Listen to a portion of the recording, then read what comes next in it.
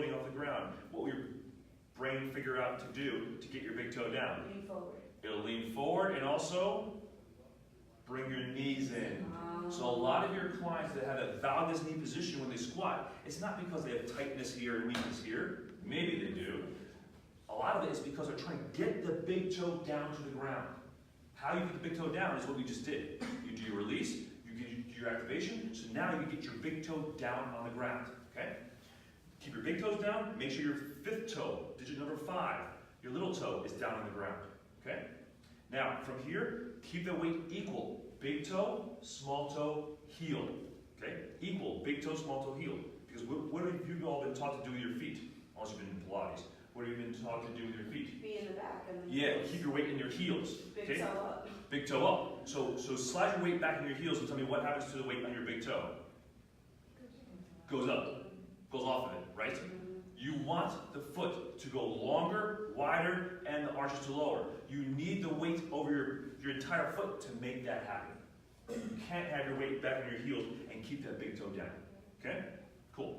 Now, let's cue ourselves up now. Long spine. Okay, so this is probably the best cue you can use for a group. Long spine, ribs up. So put your hands in your rib cage, ribs up. Not up in the front.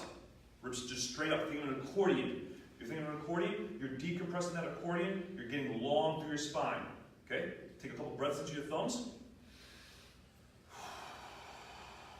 In through your nose. Out through pursed lips. One more time. Hands on your pelvis. We're going to do a squat. So breathe in now.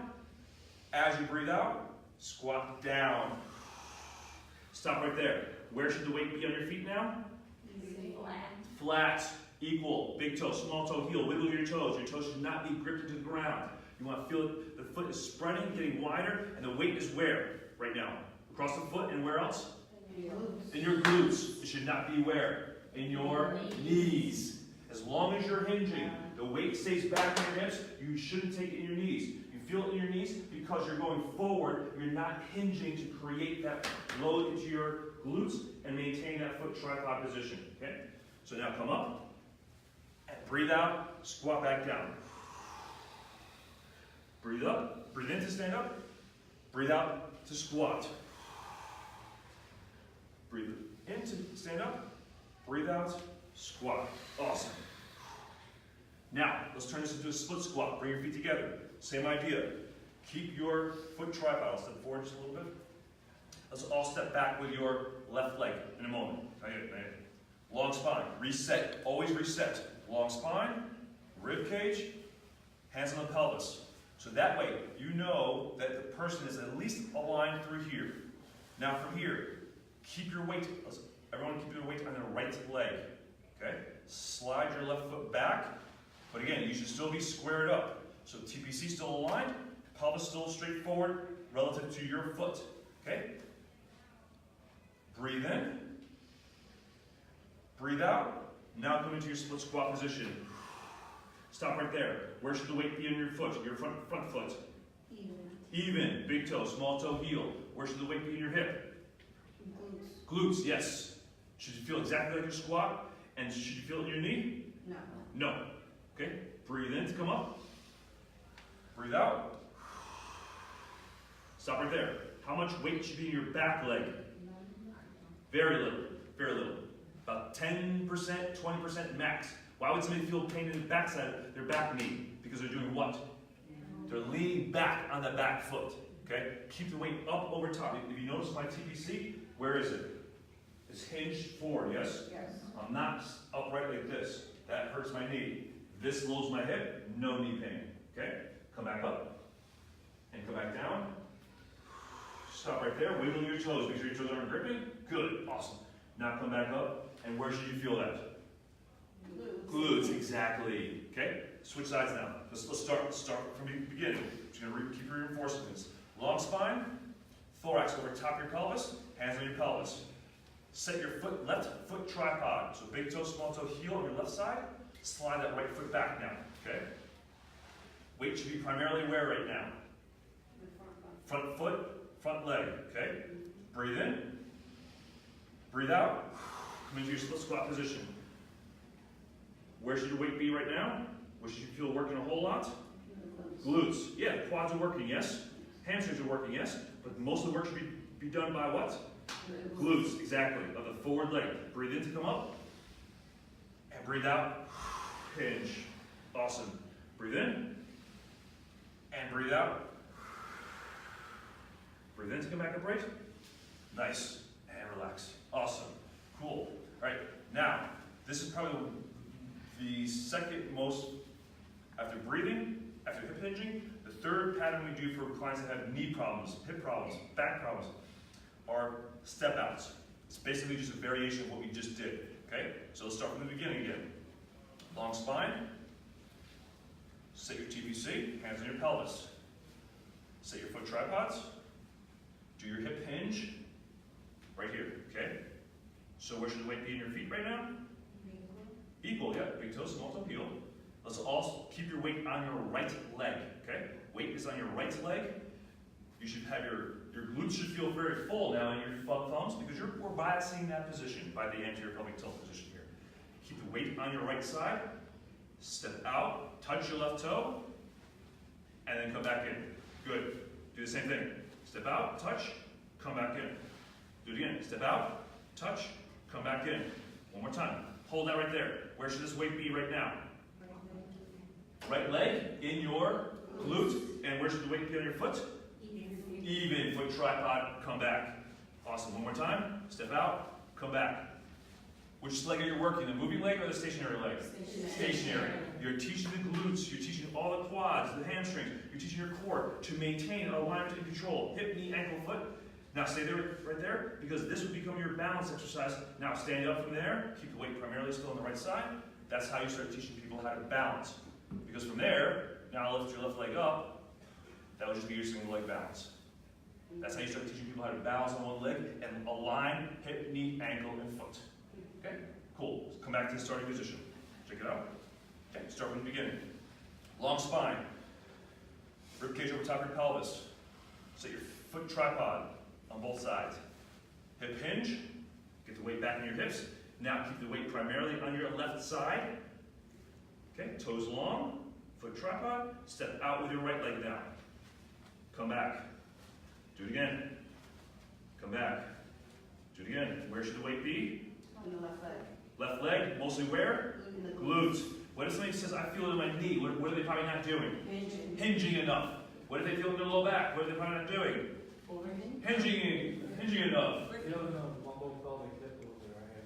So you're probably not doing what? Hinging enough. Yes. Yeah, good. And where should you feel a whole lot of work right now?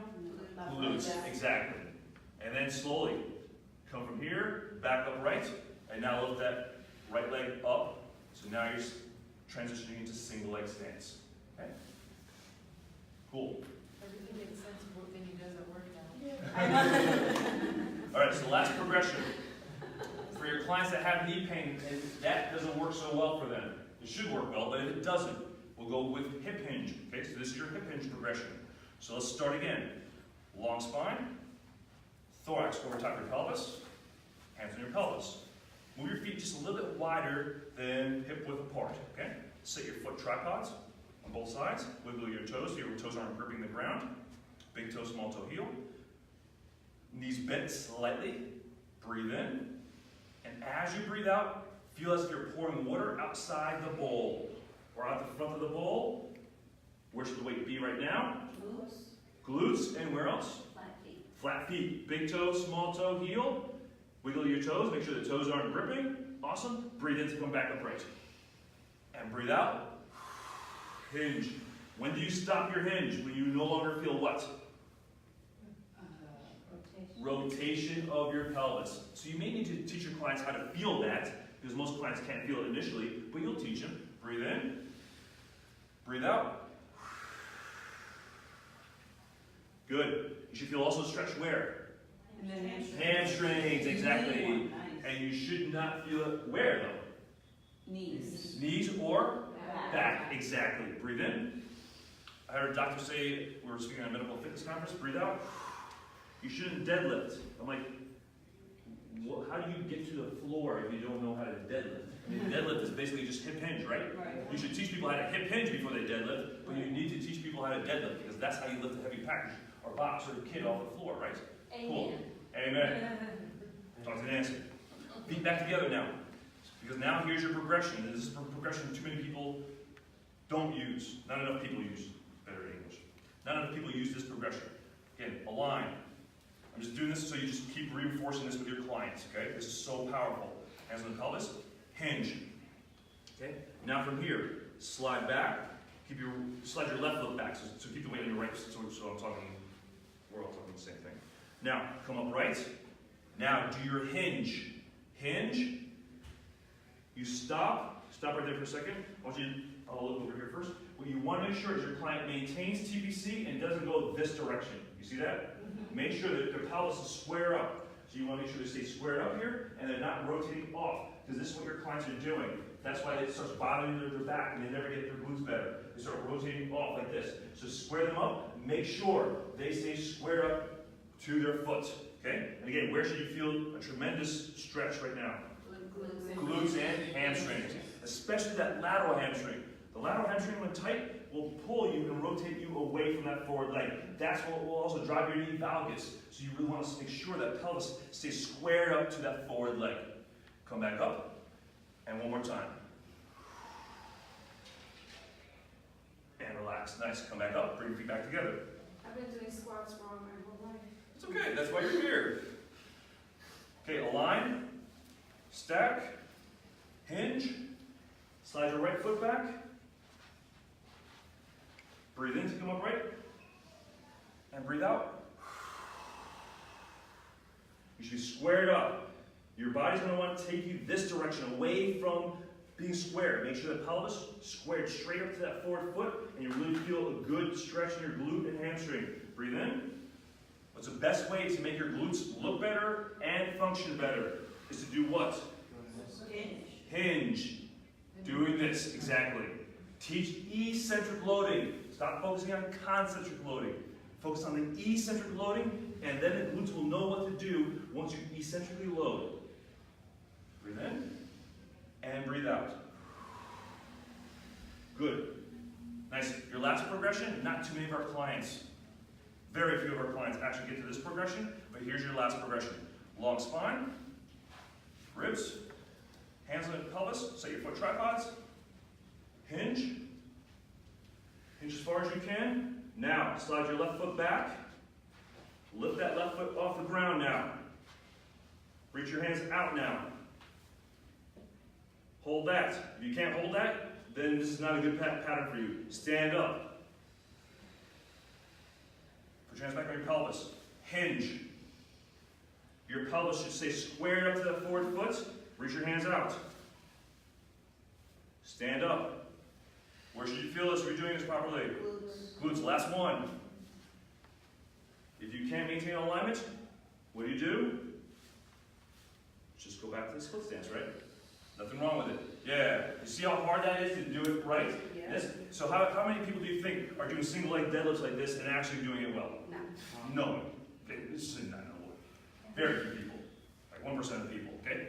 Let's go. I'm used to a hardwood floor, and this sculpted carpet is sending me into a series. Okay, here we go. Last one. Long spine. Stack that rib cage. Hinge. We always set our clients up like this, every single set, so that way at least you know they're set up for success. If you don't set them up for success, they will start to cheat and go back to their non-optimal habits. Slide your leg back, lift that leg off the floor. Okay? Reach your arms out. Can't hold that. You're done. Go back to your last set, or your last regression, so to speak. Okay? Come straight up. Hinge.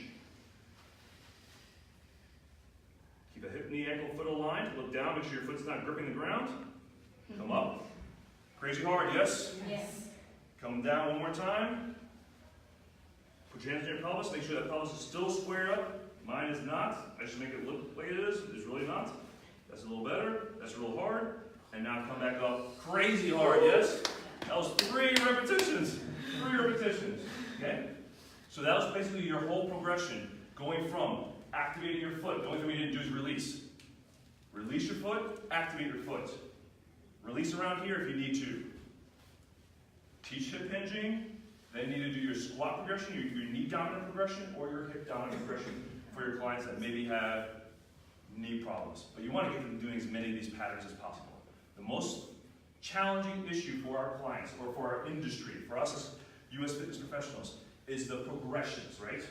We want to progress our clients to the hardest exercises. We do. And they want to progress to the hardest exercises. But remember what your band says, right? What does it say? Earn the right. Earn the right to get to the next progression. Don't just do it because they've been with you for 4 weeks. They haven't earned the right until you see them align, breathing control, and they own that position, then you progress them. Make sense? Yes. Awesome. Any questions? Yeah, what do you do with your clients that have foot neuropathy? Neuropathy, same exact thing, just the progression goes a lot slower. What's foot? Neuropathy means you have some kind of nerve issue, some nerve damage, irritation, diabetic, spinal stenosis, MS. Pain, lots of pain or tingling. What do you do for cancer? Oh, chemo. Chemo. Yep, exactly. Chemo. Same idea. But they say they can't feel their feet at all. Correct. So what you're doing is, and then what you're really doing, especially with some of this work with either the activator or your hands, is even though they can't feel their foot, their body still senses motion. So when you put your hands or you use the activator, the body's picking up motion, so that way you're still creating that kinesthetic awareness, even though it's not going to be like you and I. That's that full sensation. Correct. They're feeling joint motion. Okay. What were you going to ask? I was gonna say, I have a client who has neuropathy and his feet are numb, he doesn't have good sensation walking, so he really, but it causes a lot of problems in his whole body. Yep. So I'm a massage therapist, so he's a massage client, and I've always worked his feet pretty hard, Yep. and he enjoys that, even though he can't really feel it. Yep. When he gets off the table, he always says, wow, I feel so much better balanced. Even though he can't feel his feet, Exactly. he's better balanced and he walks a lot better. Exactly. Yeah. So just get anything to get mobility in there, because even if he can't feel it, his nervous system still senses that movement. Okay. Exactly. What about people with rods in their toes? Yeah, He you also say has this. rods in his toes. I have 2 pins in mine. Yeah. You just learn to keep exercising the feet and the toes until you bring it all back together again. Just work the foot that doesn't have rods in it, so that way at least the rest of the foot isn't losing mobility with rods in it. Yeah. What do you do with clients that have bunions and painful bunions? What do you do with them? Same thing. Same thing. Just very careful. Just be more careful with it. Okay?